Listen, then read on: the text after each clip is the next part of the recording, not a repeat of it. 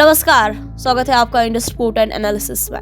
तो आज हम बात करेंगे कि अगर पाकिस्तान एयरफोर्स चाइना के J-35 और टर्की के कान फाइटर जेट्स को एक्वायर करता है, खरीदता है, तो क्या ये इंडियन एयरफोर्स के अगेंस्ट कोई सिग्निफिकेंट एज दे सकता है? और ये सवाल तभी रेलेवेंट बनता है जब हम दोनों एयरफोर्स की कैपेबिलिटीज, उनके करंट और फ्यूचर प्लान्स को समझें। देखिए, J-35 आप जानते हैं कि ये एक Chinese 5th generation stealth fighter है जो वेस्टर्न F-35 का ऑल्टरनेटिव माना जाता है। ये एयरक्राफ्ट स्टेल्थ कैपेबिलिटीज के साथ आता है जो इसे एनिमी रडार से छुपने की एबिलिटी देता है, और इसके एडवांस्ड एवियोनिक्स, AESA रडार और लॉन्ग रेंज मिसाइल इसे मॉडर्न वॉरफेयर के लिए एक पावरफुल एसेट बनाता है। लेकिन इसका बिगेस्ट चैलेंज ये है कि ये अभी तक फुल स्केल डिप्लॉयमेंट फेज में नहीं है, और जैसा कि आप जानते हैं कि चाइनीज एयरक्राफ्ट की रिलायबिलिटी पर अभी भी सवाल उठते हैं। अब दूसरी तरफ टर्की का कान फाइटर जेट है जो एक एम्बिशियस 5th जनरेशन प्रोजेक्ट है जिसे टर्की अपनी एयरफोर्स को मॉडर्नाइज करने के लिए डेवलप कर रहा है। अब ये jet advanced stealth technology, super cruise capability और नेक्स्ट जनरेशन एवियोनिक्स के साथ डिजाइन किया गया है। लेकिन इसका बिगेस्ट ड्रॉबैक ये है कि ये अभी तक टेस्टिंग फेज में ही है और 2030 के बाद ही फुल ऑपरेशनल होने की उम्मीद है।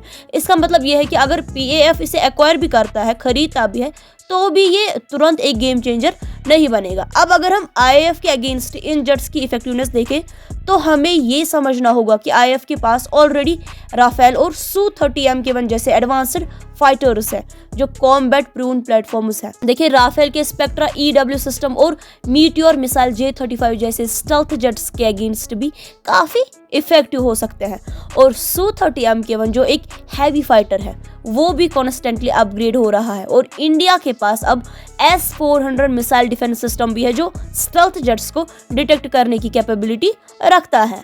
सबसे बड़ा फैक्टर ये है कि इंडिया खुद अपना M का यानी कि advanced medium combat aircraft project develop कर रहा है जो fully indigenous 5th generation stealth fighter होगा, और M का डेवलपमेंट स्पीड भी अच्छा है और ये फ्यूचर में IAF के फ्लीट को और स्ट्रेंथन करेगा। अब अगर ओवरऑल एनालिसिस किया जाए तो PAF के लिए J-35 और कान डेफिनेटली एक टैक्टिकल बूस्ट हो सकते हैं, लेकिन ये IAF के अगेंस्ट कोई डिसिसिव सुपीरियरिटी नहीं देंगे।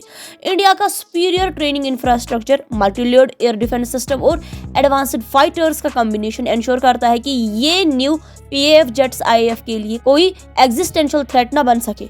पाकिस्तान को ये जेट सिर्फ तब एक रियल एडवांटेज देंगे जब उनके पास इन्हें प्रॉपरली इंटीग्रेट करने के लिए advanced air combat doctrine, modern infrastructure और कंटिन्यूअस टेक्नोलॉजिकल सपोर्ट हो, जो फिलहाल नहीं दिख रहा।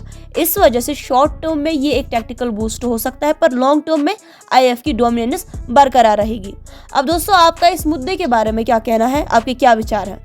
हमारे साथ आप अपने विचार कमेंट सेक्शन में शेयर कर सकते हैं। मिलते हैं अगली वीडियो में, तब तक के लिए आप अपना ख्याल रखिएगा। शुक्रिया।